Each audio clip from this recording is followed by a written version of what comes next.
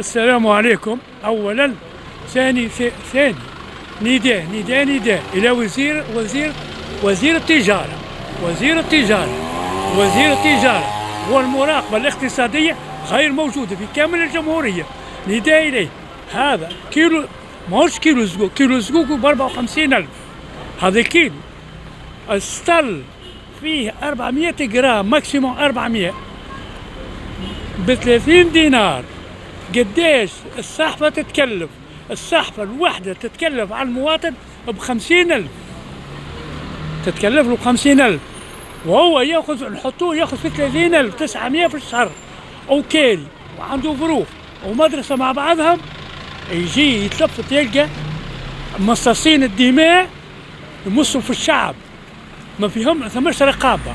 نطلب من الرقابة، من وزير التجارة، الرقابة كيفاش تجي؟ بابا، رقابة بنزرت تطلع للقروان، ورقابة القروان تطلع لبنزرت، على خاطر كلها معروفة. اللي في بنزرت يعرفوا بعضهم، ما يعديه. وما كي تهبط له واحد من القروان ما يعرفش حتى واحد في بنزرت يعمل إجراءاته القانونية. في تونس الكبرى نفس العملية، تونس الكبرى هبط لها باجة وجندوبة والكيف. المراقبة الاقتصادية نتاع 3 ولايات هذم، لريانة وبن عروس وتونس. والتونسي ملزوم عليه يشري زقوقه ويعمل والله العظيم ثم ناس ملزوم عليه. علاش؟ صغار وتبدا تتعايط بجاه يا بابا ويا اما هيك المشكلة. اما هو لو جا تونسي واعي وفايق خليهولهم في الرقبة. وكيما الدجاج يتباع على الصباح، الأربعة متاع الصباح في الكاميونات يدوروا بيه يبيعوا فيه للحوانيت، يذبحوا فيه غادي. معناه كيلو الزدر متاع الدجاج ب21 دينار ومش موجود. علاش؟ الاحتكار هذايا بالعاني تحت مش شارين الدجاج وخليه يطلع. ضروري اضرب بيد من حديد يا قيس. هذم ما يحبوا كالحديد، ضرب سبته من حديد، ما هيش سبته من بلاستيك، حديد اضرب، خل يرجع الاقتصاد. باع الدجاج ب 21، هبط له تهبط الدولة الدجاج 9,000 فرنك ب 8,000. رقدهوله، خليهوله في الرقبة. جيبوا حتى كونجيليه، جيب اللحم كونجيليه، خليه يبقى لهم في الرقبة. المواطن التونسي عنده ثقافة المقاطعة؟ نعم، المواطن التونسي عنده ثقافة المقاطعة، انه كي تبدا الحاجة غالية. والله لا ما عندوش. الشعب التونسي كله ما عندوش نتاع المقاطعة. الصفاقسية عندهم المقاطعة. الصفاقسي كي يهبط يسكر يقول لك ما عادش ياخذ العلوش، ما عادش ياخذ شهر كامل. اللي يهبط وحده غصوب يهبط. اما تونس لا، معناها جميع وخاصة ولايات الشمال والشمال الغربي كلها ما عندهمش الثقافة هذه نهائي.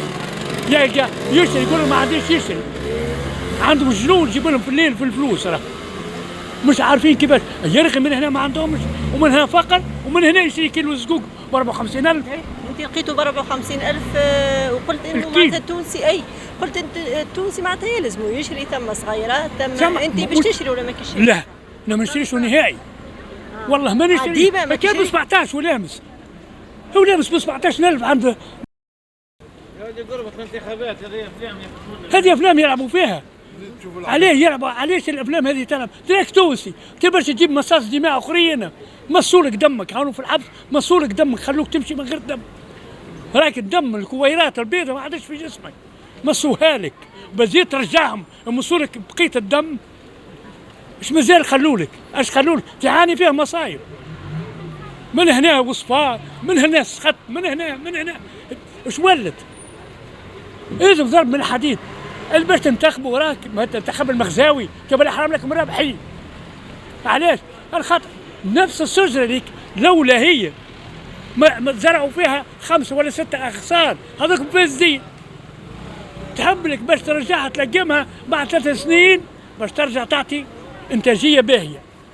هذم ناس في السياد راهم يحبوا يحطموا البلاد، يحبونا كيما الليبيين، كيما ليبيا.